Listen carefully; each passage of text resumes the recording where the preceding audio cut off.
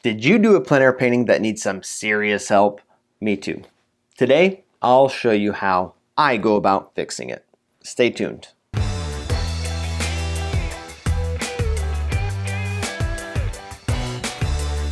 Cody here with Found Atelier, and before we get started, if you like to draw, sketch, paint, or do pretty much anything art related, do me a favor and hit that subscribe button below so you can see more cool art content like this in the future. It is a huge help to my channel. Also, I've got something special for you, but you're gonna have to hang around to the end of this video to check it out. Okay, so tell me if you've been here before. You're out doing a plein air painting, everything seems to be going pretty well, and when you put that last brush stroke down, you say to yourself, nailed it. Only to look at it the next day at home and think, that's not as good as I remember it. I've been in that boat plenty of times. Ask anyone who's been plein air painting a while and they'll tell you that not every piece is going to be a keeper. In fact, a lot of them may be stinkers. So what do you do with the stinkers? Well, you could throw them away. That's definitely an option. However, many plein air stinkers are actually great paintings in disguise, just waiting to happen.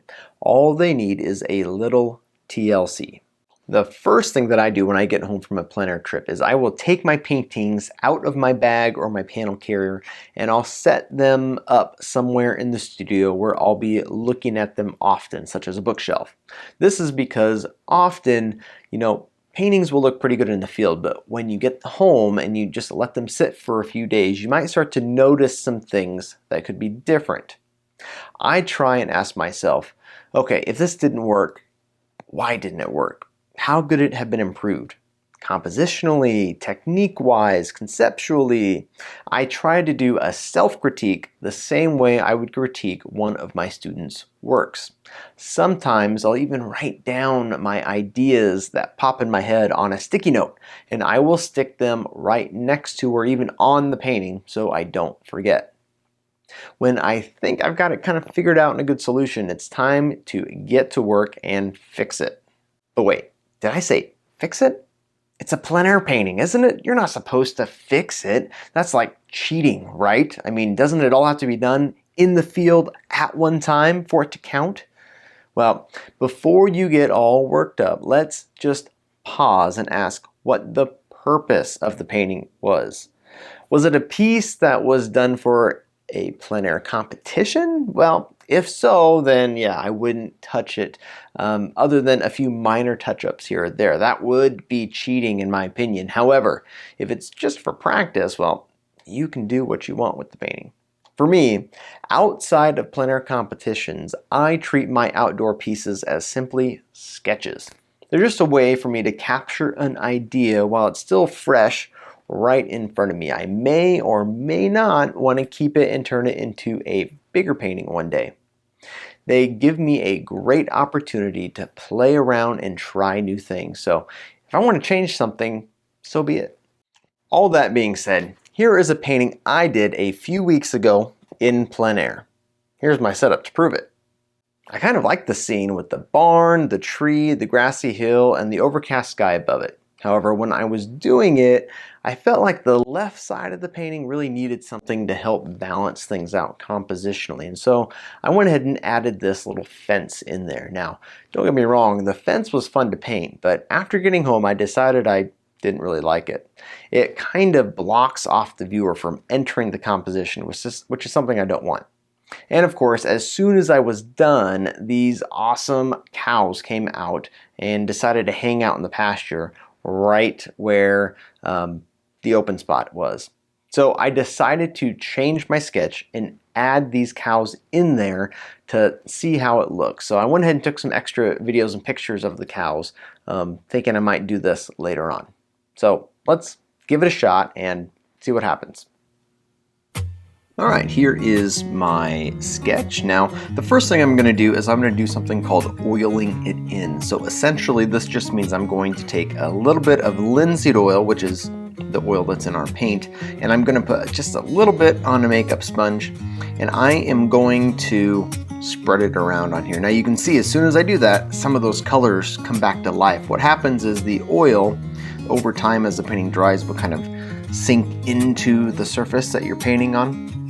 And so by oiling it out, adding a really thin layer of oil to it, you can bring back some of those colors and values, and it makes matching a lot easier. You just got to be careful to not add too much oil, because then it can be a sticky mess. The next thing you need to do is you need to go ahead and mix and match the colors that you used in the sketch. So in this case, I've got my greens and a few brownish type colors there. It's a pretty simple color scheme for this sketch, and I went ahead and mixed those up.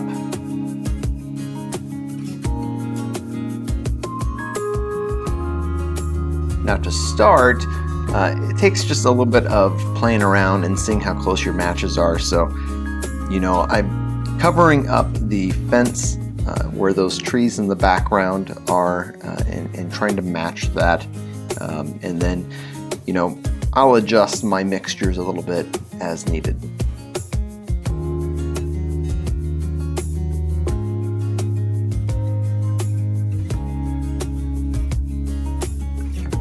So I'm gonna make this a little bit more on the blue side, and we'll see what happens.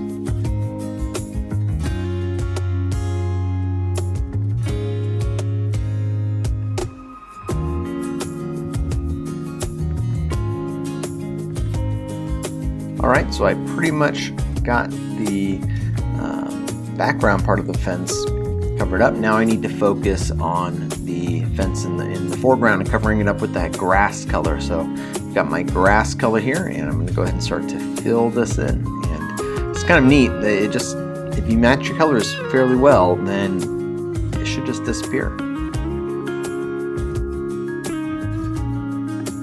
And of course I'm doing this with the fence and whatnot, but you can do this with any subject matter.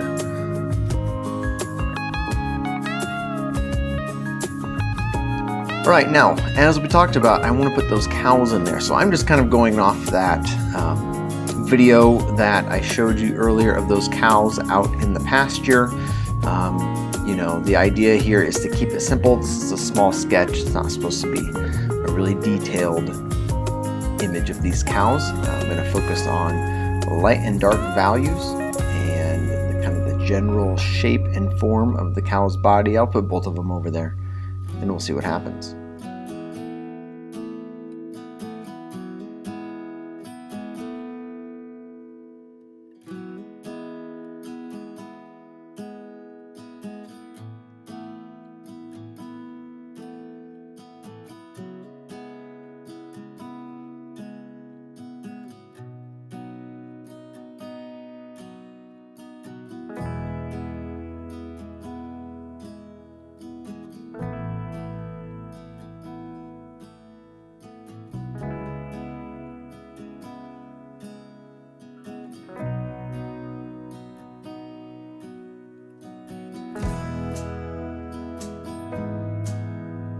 Alright, putting some kind of darker blue paint down to show some shadowing in the grass underneath the cows, and I'm going to kind of use the bright green to help outline and form the shape around those cows and shape their bodies a little bit.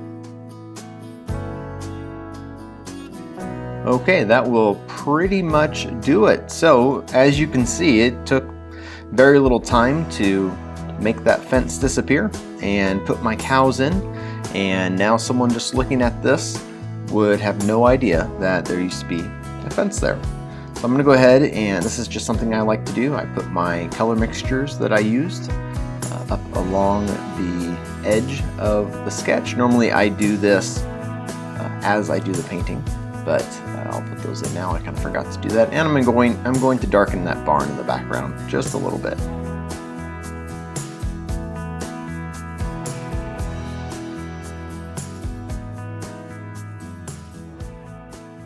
Alright, I think I like this better. The moral of the story is to not be afraid to change your plein air sketches around and play with them.